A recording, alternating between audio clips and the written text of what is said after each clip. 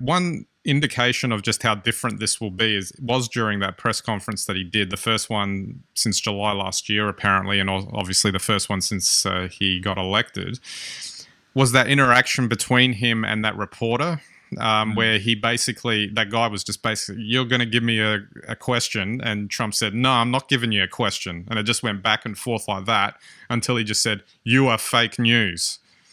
And it looked childish, but apart from the fact that it was obviously a very different action that you don't normally see in a press conference with a politician, the fact is that it's disturbingly masterful how he did that, because it's playing right into the hands of him and his anti-liberal elite message that he had from the campaign, and he's just lumped the journalists in with it. And not only did he do it to BuzzFeed, I think was the target of his attack there, but he somehow managed to lump CNN in with it as well.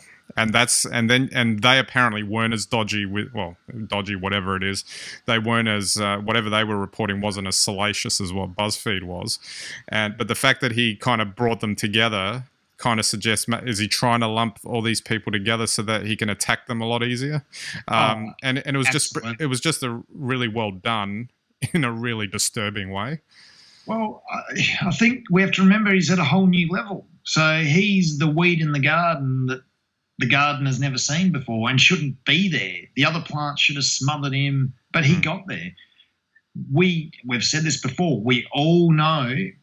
I mean, he's got very little to hide, really. And even if some of those claims about those sexual, references are true, it's already, whether he pays tax or not, and his views on women and that sort of, they're all out in the open. So typically, politicians live or die by public opinion, and that public opinion is shaped by the media. Trump's beyond that.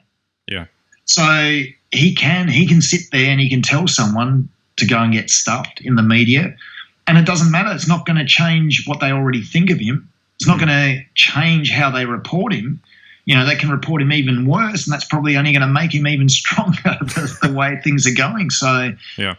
I think, we heard asymmetrical warfare come in as a term a few years ago. I think this is asymmetrical politics. Well, even you can't fight him in the way that people have fought politicians before.